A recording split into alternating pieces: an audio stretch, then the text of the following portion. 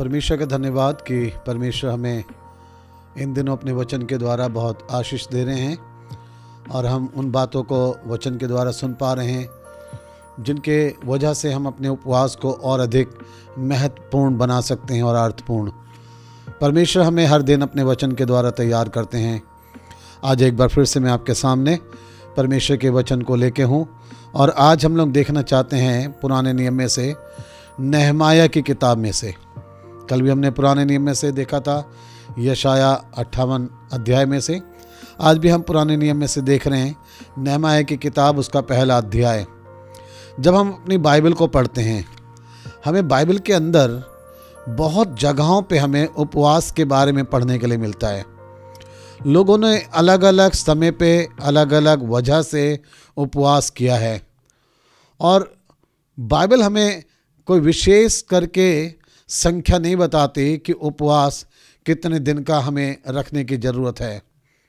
40 दिन के उपवास के बारे में हमें पता चलता है जो प्रभु यीशु मसीह ने रखे थे।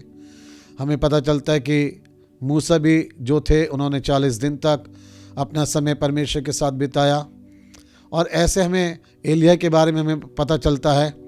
हमें 21 दिनों का उपवास पता चलता है। दानियल की किताब में उसने 3 सप्ताह का उपवास किया था। एस्तर की किताब में हमें मिलता है 3 दिन का उपवास। बाइबल में बहुत जगहों पे हमें उपवास के बारे में पता चलता है। आज हम देखना चाहते हैं नहमाया की किताब में से पहला अध्याय, और इसका मैं 4 वचन का पहली लाइन पढ़ूंगा। यहाँ यूँ लिखा है, ये बातें सुनते ही मैं बैठकर रोने लगा और कुछ दिनों तक विलाप करता और स्वर्ग के परमेश्वर के सन्मुख उपवास करता और यह कहकर प्रार्थना करता रहा। नहमाया के विषय में यहाँ पढ़ने के लिए मिलता है कि वो ये बातें सुनते ही लिखा है वो रोने लगा और विलाप करने लगा। ऐसी कौन सी बात उसने सुनी थी जिसकी वजह से वो रोने लगा और विलाप करने लगा? आइए हम देखते हैं कि नहमाया किस प्रकार का जीवन था। उसके जीवन के अंदर क्या क्या बातें हमें नजर आती हैं। अभी आने वाले कुछ दिनों तक हम नहमाया के जीवन से ही एक एक बातें देखेंगे कि नहमाया के जीवन में क्या क्या खूबियां थी जिस वजह से उसको भी हम इस संख्या में जोड़ते हैं कि वो भी एक प्रार्थना करने वाला और उपवास करने वाला व्यक्ति था। यहाँ पे हम जब ये पढ़ रहे हैं 4थे वचन में पहले अध्याय के कि वो बातें सुनकर रोने लगा और विलाप करने लगा। क्या सुना था उसने? हमारे साथ भी कई बार ऐसे ही होता है। हम कुछ ऐसे समाचार सुनते हैं, कुछ ऐसी बातें हम सुनते हैं जिसका असर हमारे दिल पे पड़ता है, हमारे हृदय पे पड़ता है और हम बहुत व्याकुल हो जाते हैं और परेशान हो जाते हैं, हम रोने लग जाते हैं। यहाँ पे इसने क्या सुना था? हमें ऊपर के कुछ वचनों को पढ़ना है। लिखा इस तरीके से दूसरे वचन से, तब हनानी नामक मेरा एक भाई और यहूदा से आए हुए कई एक पुरुष आए। तब मैंने उनसे उन बचे हुए यहूदियों के विषय जो बंधुआई से छूट गए थे और यरूशलेम के विषय में पूछा। उन्होंने मुझसे कहा, जो बंधुआई से छूटकर उस प्रांत में रहते हैं वे बड़ी दुर्दशा में पड़े हैं और उनकी निंदा होती है, क्योंकि यरूशलेम की शहरपनाह टूटी हुई और उसके फाटक जले हुए हैं। अब हमें पता चलता है, जब हमने 2 वचन से पढ़ा तो हमें समझ में आता है कि नहमाया क्यों रोया, क्यों वो बहुत ज़्यादा विलाप करने लगा। उसने यहाँ पे कुछ बातें सुना। उसने सुना कुछ लोगों के विषय में, अपने भाई बंधुओं के विषय में सुना। उसने यरूशलेम के बारे में सुना, उसने शहरपनाह के बारे में सुना और जो बातें सुनी वो शब्द ये थे। उसने सुना कि बचे हुए यहूदियों के विषय में जो बंधुआई से छूट गए थे और यरूशलेम के विषय में पूछा। उन्होंने मुझसे कहा, जो बचे हुए लोग बंधुआई से छूटकर उस प्रांत में रहते हैं वे बड़ी दुर्दशा में पड़े। इसने अपने लोगों के बारे में जाना, सुना कि वो बहुत दुर्दशा में पड़े। फिर इसने एक और चीज़ जाना और उनकी निंदा होती है, ये भी उसने जाना। फिर इसने सुना यरूशलेम के विषय में, क्योंकि यरूशलेम की शहरपनाह टूटी हुई और उसके फाटक जले हुए हैं।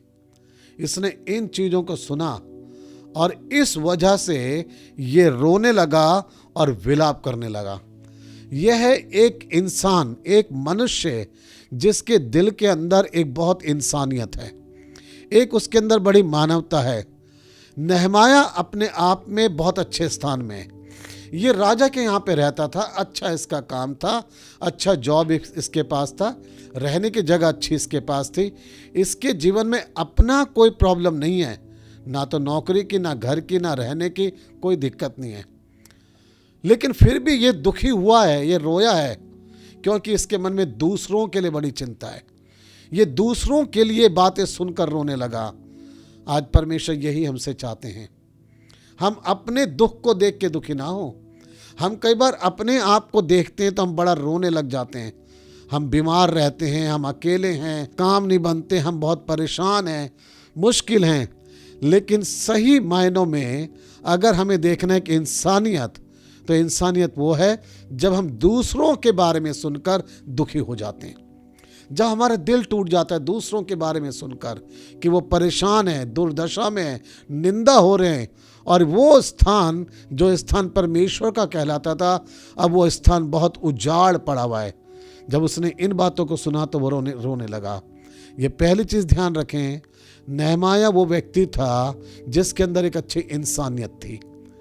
वो सच में दूसरों के दुख में शामिल हो जाने वाला व्यक्ति था। दूसरी चीज़ नहमाया के जीवन में थी, केवल वो दुखी होने वाला नहीं था, बल्कि उसके विषय में पता चलता है 4 वचन में कि वो ये बातें सुनते ही बैठकर रोने लगा और कुछ दिनों तक विलाप करता और स्वर्ग के परमेश्वर के सन्मुख उपवास करता और यह कहकर प्रार्थना करता रहा। नहमाया के जीवन के अंदर जो एक और दूसरी बड़ी चीज़ नज़र आती है वो है उसने अपना रोना, अपना उपवास कुछ दिन तक वो करता रहा। बाइबल में लिखा है, इसके दिन नहीं लिखा जैसे दानियल में हमें पढ़ने के लिए मिलता है कि उसने 3 सप्ताह का उपवास करा।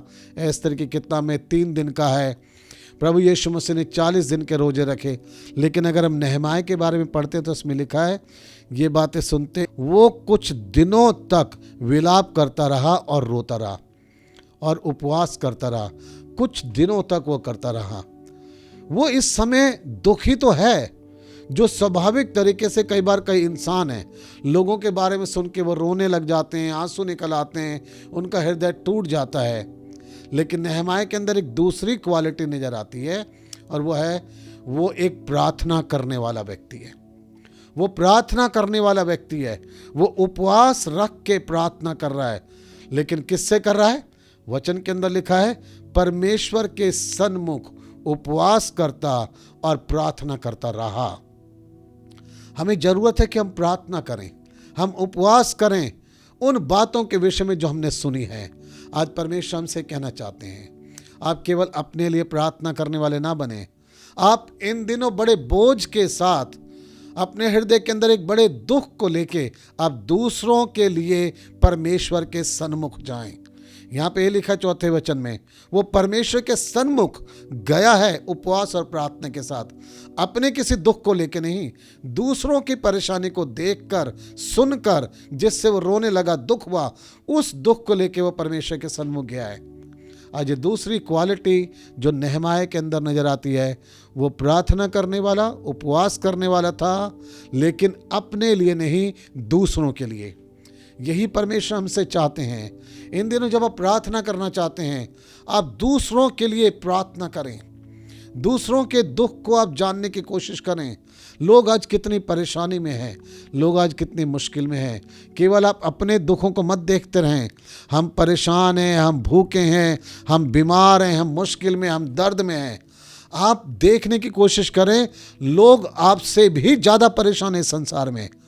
आपके भाई बंधु हो सकते हैं, आपके कलीसिया के लोग हो सकते हैं, आपके परिवार के लोग हो सकते हैं, आपके मित्र हो सकते हैं जो शायद आज बहुत परेशानी में हैं, जिन्हें आज आपकी प्रार्थना की आवश्यकता है। आप उनके लिए प्रार्थना करें, आप उनके लिए उपवास करें, उनके लिए परमेश्वर के सन्मुख जाएं। यहाँ नहमाया परमेश्वर के सन्मुख गया है, दूसरों के दुख और दर्द को अपने हृदय में लेके वो गया है।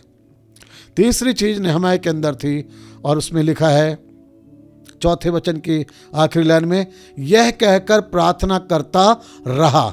जो तीसरी चीज है वो यह है, इसने एक या दो बार प्रार्थना करके अपना काम नहीं खत्म करा कि हमने सुना है मुझे दूसरों के लिए प्रार्थना करनी है तो बस एक दो बार करी और खत्म। यहां लिखा है वो करता रहा, कई दिन तक करता रहा।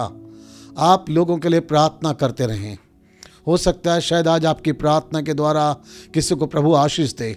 आज आपकी प्रार्थना के द्वारा शायद परमेश्वर किसी को चंगाई दे। आज आपकी प्रार्थना के द्वारा शायद किसी की ज़िंदगी बदल जाए। आज आपकी प्रार्थना के द्वारा शायद किसी का जो टूटा हुआ दिल है, दुख है, निराशा उसके दिल में से निकल जाए। लेकिन ये कब होगा? जब आप लगातार प्रार्थना करेंगे। आपके पास आज बहुत दिन हैं, है ना? आने वाले कई दिनों तक आप अपने लोगों के लिए प्रार्थना कर सकते हैं, अपने परिवार के लिए प्रार्थना कर सकते हैं।